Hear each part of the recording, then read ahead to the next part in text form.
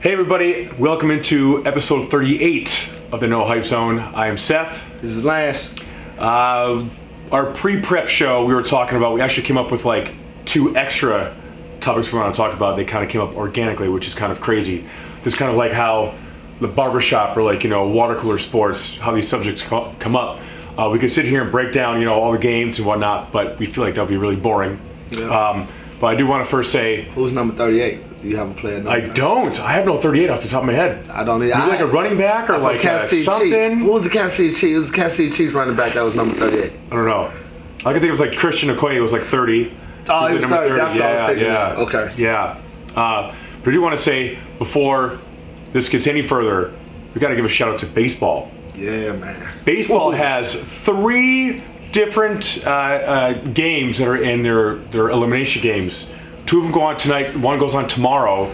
So we got the Dodgers and we got the Nationals tonight, and we have St. Louis and Atlanta tonight. Both are at 2-2. So elimination games tonight. So if you guys are home, I know it's football season, but don't forget about baseball season. It's producing three great series. Heart attacks. Well, especially for this guy.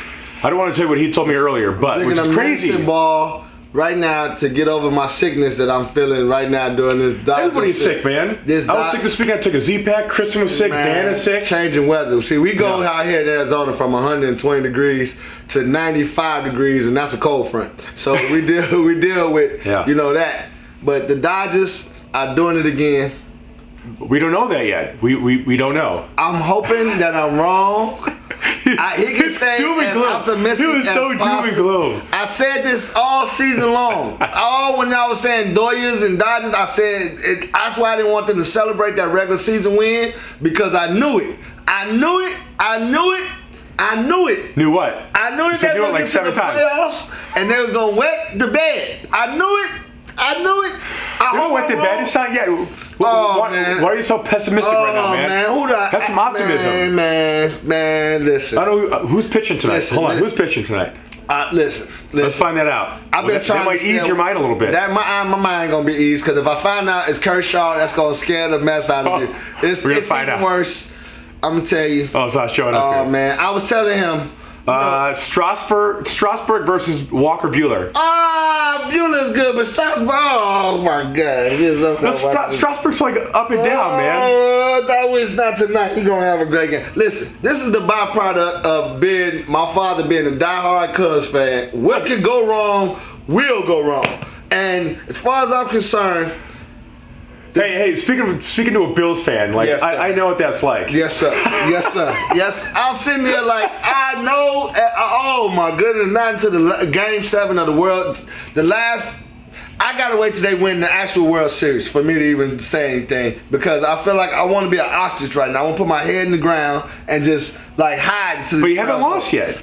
It's coming. Oh my goodness! Medicine ball is coming. It's crazy that you think that, but hey, I can't take this. This is watch some baseball tonight and tomorrow. This should be great. That one team from New York is already clinched, so they're waiting to see who they're going to face between Houston and Tampa Bay. So baseball is actually doing very under the radar right now. Very under the radar. So playoff baseball. Yeah, because everyone can't stop talking about football. I'm gonna tell you this. Like I said last night, watching that game, if I had to pick one pitcher to close out my series, I'm getting Verlander. Sure. And Tampa Bay just ate him up yesterday. They got to go after Cole. But all these teams, I think that no matter, Patrick says it's best. It's not about the record that you had in the regular season. It's about the team that's hot going into the playoffs. Sure. Yep. And right now you got some teams that's on fire. I believe Washington, out of all the teams, even though they're playing my Dodgers, is the scariest because they have so much to prove. Sure. We get rid of. They've lost in the first round of playoffs every single time they've been there. But on top of this, we've been having Harper on our team, who's been the face of the team. Now you go out and go to the Phillies and you get $300 million. Cool. We don't have anybody on our team that's $300 million. And we are doing better than we did when we had you on the team. And we're going to continue this ride. We have nothing to prove. We have nothing to lose. And what does the Dodgers have? All the pressures of the whole freaking galaxy on their back right now, because they went out. They kind of do, man. They kind of do. Broke records in home runs, killer season. Everything, they look just too good to be true. I knew it. I've been here before. I've seen this happen before. I can't take it. This is bad. This is bad. Y'all might need to check on me. So make a long story short. Yes, thank you. He said it best. Actually, you kind of summed it up already. Yes, sir. So I don't know if we can really touch any more of that, but dang, man. It's okay. Yeah, I know. It's okay, so don't watch TV tonight, Lance. Don't watch SportsCenter tomorrow. I won't. We'll let you down. Yep. We'll inform you when you're in a good mood. You know, I kind of see Damian Lillard's hand just coming up doing this all over again, like what he did to OKC. I see this coming. Dang, so you haven't won anything since. So you're sports fandom. You haven't won anything since 2016, then. That sucks. As a Cubs fan. That's terrible. You know, and I was actually adopted. I was winning for my father. I wasn't. I mean, I love the Cubs, but I wanted the Dodgers to win that year. He knew that too, but I wanted to see him win, see the Cubs win before he passed. But you know, right now. Did you get a chance to see that? Yeah, he got a chance to see that. Okay, he won. I got videos of that, and that's one of the greatest moments of my life to see him watch the Cubs. And I got a long story about that. I say that on another show because that whole thing was a comic book on the game that the Cubs won. Yeah. But we'll get back to that. But on top of that, I can see Strasburg throwing a pitch and doing just like this after the pitch and say, "Goodbye, Dodgers. I blew up this whole team. No more." Ray come in today saying that the Dodgers need to spend another $100 million. I mean, come on, man. Another $100 million? Who needs to live in this type of condition? This is terrible. This is terrible. Yeah. So I just want to start off with baseball because, you know, it kind of gets lost in the shuffle of football once football season starts. So pay attention to baseball. Okay. With that being said, so do you want to start with the byproduct or do you want to go with the Byron Russell stuff? I said let's go with the byproduct. I think that's so right to the point. Lance had we were just kind of talking in here before during our prep, and Lance just kind of organically morphed a topic into existence by talking about, we're talking about the Cleveland Brown fans. I came out and was like, hey, you know, Brown fans, you know, I understand. You guys have been crapped on for 20 plus years, and you need something to hold on to. You need some glimmer of hope, right? So this year, it's like, oh, hey, you got Baker, you got OBJ, you've got Njoku, you've got Miles Jack or Garrett, whatever like that on your defensive line. Yeah, Garrett. Yeah, you've got all these young, good guys. You've got, you know, Baker, you know, yapping his mouth, you know, paper champions, you know, you've got guys in Cleveland putting tattoos of Super Bowl, you know, 54 champions, whatever Super Bowl it is this year. That's dumb. That's stupid. That's crazy, that's right? Stupid. So you got these Browns fans that are just like so hyped up, understandably so. Don't get me wrong, as you should be because you've been bad for so long. But don't let that cloud your judgment on your own team. Don't get so much in your hype or so overhyped that when they lose as bad as they did on Monday night, you're not like coming up with excuses. Oh, well, you know, Beckham Jr. wasn't in the right spot at the right time. Oh, well, you know, Miles Garrett, something. Well, you know, Freddie Kitchens, you know, had an ice cream headache, so he couldn't call the game very well. No, just call it like it is. Baker, I understand. What I'm trying to say, we're not here to, you know, we want to be in more of the positive side of sports, but what I'm trying to say is, I love Baker. I think he's going to be good. I think he needs to learn a lot. I think he's trying too hard. And with that being said, that kind of trickles down to the rest of the team. And then everyone's going to get mad at each other. Now I got more mouths to feed. Now once the guy comes back, Kamara comes back week 8. Not Kamara, the other guy. About Hunt. Yeah, Kareem Hunt comes back week 8. Now you got to give Chubb the rock. You got to give Beckham the rock. You got to give all these guys the rock. How are you going to do that? On top of going 8 for 22, and now you have the most interceptions in the league. Your red zone offense is really bad. Your completion percentage is at like 56%. So don't panic, Browns fans, because even though your next 5 games are pretty bad, your last 8 games are pretty easy. So hopefully you guys can work it out. So what we're trying to say is how this kind of, you're a byproduct of your sports culture. Yep, you're a byproduct. I've always said, hey, you know, being an Ohio State homer, you can criticize the Buckeyes all you want. I will probably agree with you. Based on I'm trying to be as non-biased as possible. You know, when I'm talking about any of my sports, hence the no hype zone, right? So what you were saying is that that's a byproduct of, as we said earlier, the Bills losing 4 Super Bowls. So now I'm kind of reserved and guarded on, oh, hey, the team looks really good. Well, let's not put all of our stock in this one team just yet. Let's wait Let's let it play out. Kind of with you right now. The Dodgers, the hope is so high for the Dodgers that now they're at this breaking point. You can't watch. You know? I'm jumping out the window. So he is saying that I'm a byproduct of my 4 Super Bowl losses. I'm very reserved and guarded on my squad, whereas our other cohort, James out west, we're not calling you out. Now remember, he called you out. We're not knocking on you, James. We're knocking on the team. And so when we talk about the Browns, you can't sit there and get butthurt and take it personally. This is a knockdown. Because if you yourself, you got to sit there and say, hey, okay, us Browns, man, maybe we got to sit back and take a step back and kind of, be a little reserved here. Maybe we got to slow our roll and stop yapping at the mouth. My take on my hype on that. But real quick, just to put a bet on it and make a long story short. So James, our best friend here at the No Hype Zone, James out west, is a byproduct of the Browns being so bad for so long. I see James giving you the middle finger right now. He's super hyped right now. He is so hyped. And we have it on camera. James saying, this is like episode 7, the one where you weren't there, where we're like, okay, hype, no hype in the Browns. He sat there and said, we have it on tape. Hype 13-3, no hype 12-4. And I'm sitting there going, you should see my face. What? That's all I'm going to say. So don't crown people until, like you were saying with your Dodgers, right? I'm not going to crown them until they're crowned. Right. Patrick tried to make me feel good about them. It's a long season, celebrate. I said, no, not this team. Anybody else can do that? Dodgers can't. They've done this several times before.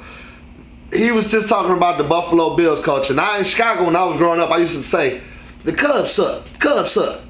But how does it feel to live in a city where your team went to the Super Bowl 4 times in a row and lost? And what's the repercussions of that? Do you grow up depressed? Do you grow up needing something? I mean, it's something because it's one thing to get blown out. It's another thing to get right there, have these runs and then lose. So then I thought about it. I thought that way because I watched my father suffer in misery being a Cubs fan forever. And Chicago really didn't have nothing. And Jordan wasn't, he wasn't Jordan was the savior. He is literally the savior of Chicago. So I went from not having any expectations for our Chicago team to when Jordan and them won, Chicago was the most cockiest city on the planet. You couldn't, if you was from Chicago, everybody wants to say, Michael Jordan, boom, boom. You love talking about that you was from Chicago because of Michael Jordan. But you also remember the Cubs sucking. So I'm a byproduct of, and I was telling Seth without going into the story, my Dodger love is because of the fact that my father put so much emotions into the Cubs, where my grandfather didn't put emotion into the Dodgers. It made me like the Dodgers a little bit more. Now I'm a byproduct of liking 2 cities, 2 sports teams. I feel obligated to Chicago because I live there. I feel obligated to LA because I lived there and I participated in a lot of their sports events going to the different games. And that byproduct is also why he has 17 teams in life. Exactly. Because the Cubs they always had this wait till next year mentality. The Bears never really wanted, they'd get 1 or 2 players and then next thing you know they blow up the team.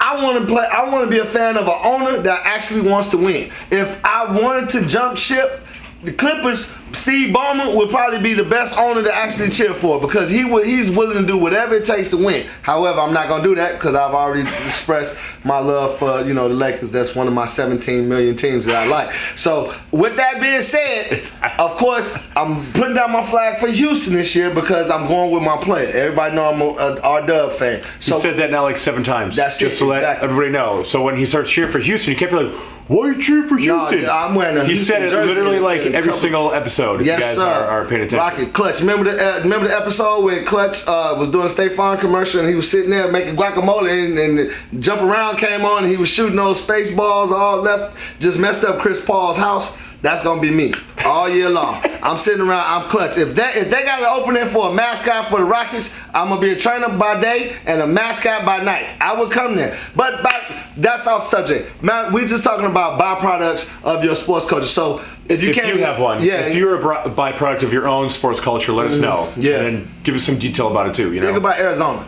You had a good win back when Diamondbacks won back in 2003? 2001. 2001? Yep. I haven't won nothing since. So, are you now desperate as an Arizona fan? Which you should be, because you made it to the Super Bowl really close and you got one of the players that made the Super Bowl. However, he's in this Yeah. It's just, what kind of fans are being produced out of Arizona? Are they actually Arizona fans? Are they California fans? Right. Because of the fact that Arizona doesn't seem to have an urgency to actually win a championship. So how does that turn you into a fan of Arizona sports going down the line? Why am I loyal to a team that doesn't want to win or try to win? How do you think it's like being a Bills fan?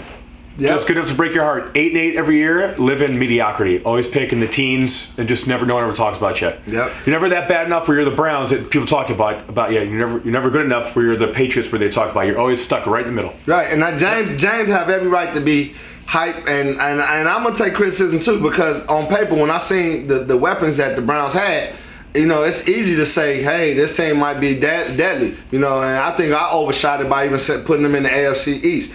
But as my Bills fan who keeps everything rational and everything grounded, looked at everybody crazy for making these predictions, and he's absolutely right.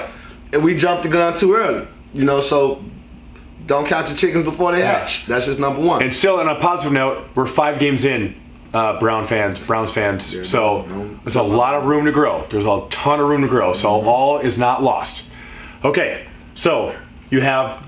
But the next one, I was going to say, piggybacking off of that, so negative, being on the wrong side of sports. Okay. So the wrong side of sports would be, for example, Byron Russell. He was a good basketball player, but he's known as the guy that Michael Jordan crossed over, or the guy that Michael Jordan pushed off. It's not a push-off. Okay. It's not a push-off. I'm a Michael Jordan fan, so I'm not going there, but I'm saying this is no hype zone. Hype-wise, Michael hit the shot.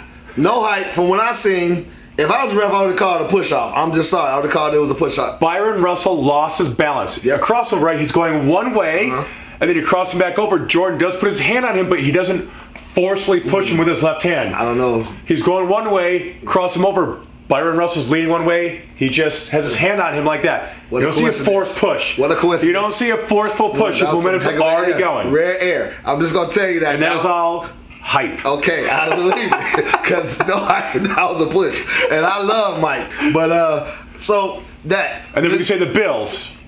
4 years in a row being in the wrong end of sports. That's all you can think about. When you think of the Bills, you think about Super Bowl. The Dodgers. All these regular season championships have nothing to show for it. Nothing. Absolutely nothing. I got one for you. Mitch Williams, the guy that threw Joe Carter the pitch in Game 7 of the World Series in 1992 or 93 for the Blue Jays to win that. How do you think that guy feels, man? God. Think about Pryor back with the Cubs. Mark Pryor? When he threw that pitch, and then that pitch went in the foul, and Bartman made the catch, and Moises Alou tried to get it. But it's not Bartman's fault, man. I know that. You know that, and I know that. Yes. And then the next pitch aired down for the shortstop, then something else happened. Couldn't get the guy out. I'm going to tell you, that whole thing went down. Pryor lost his mind. But who was the culprit who should have got blamed? Dusty Baker. Dusty Baker could not keep the team calm and keep the composure. So he added to the fight. Oh, blah, blah, blah, blah. And they never recovered. Moises Alou is cussing out players and cussing out the fans. It was just bad. And they never gained composure. And because they didn't gain composure, that whole series, Miami ended up winning that series. I got one for you more recent. Paul George. Yeah, why? Bye-bye. Yep. He's gonna be that. Yeah, he should. Yep. He's gonna be known for that way. Patrick Ewing. I love Patrick from Georgetown. I think he's a beast. But remember that layup he missed in the finals? No, against the Rockets. Yeah, remember he went to the bucket. He had a wide open layup, and he went there and he had the layup, and he thought he was gonna dunk it, and he missed it, and. He lost the game, and then on top of that, everybody kind of know him from the Jordan going baseline and then coming back around and dunk, or even Scottie Pippen just taking off and just letting him. Oh my goodness, my mother stood up on that dunk, and my mother don't stand up like that. All right, Sam Bowie, known for being picked before Jordan. Yep.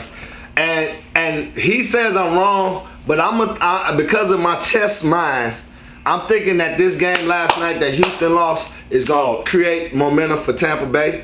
I know Patrick is probably pulling out the little hairs that he has on top of his head right now because I said that. Because he's going to say that, how dare I say that, because, I love Verlander. But I'm kind of thinking that Verlander is going to be remembered for not coming through. And even though he was, what I love about Verlander, he didn't want to use any excuses. Even Patrick said today, we use Patrick because Patrick is our guru for baseball. And Verlander is very vocal about stuff like that. Yeah, when he's right. When he's wrong, he'll say, "Hey, I was wrong." Yeah, he said it's not because of rest. I just didn't have my slider kicking in. So that's cool. So if you got some players like Michael Crabtree, what is he known for? Being a sorry ass receiver. Yep. But on the flip side, to Michael Crabtree, when he played against Texas Tech on Thanksgiving Day, they played Texas his senior year, and they beat Texas. They were undefeated that year. And he was like, "Oh my God, I had a dream about this last night, and that we beat them." He was on the right end of that. He actually had a really, really good game back when he was with Tech. Yep. So that I remember. So there's always like the positive. There's always like the thrill of victory, the agony of defeat. Talk to me, Howard Cosell. Yeah, that's exactly right. Or not that he didn't say that. Who said that? Frank Gifford. Probably. Yeah, I think Gifford used to have that voice. Okay. But you got any ideas for people that's been on the wrong side of sports? Please leave it for us in our comment section. Yeah. So that we can go ahead and keep talking about that. Yeah. But hold on, I'm going to pause right here so we can then start the next segment. Okay, so we're going to come right back at you. Okay.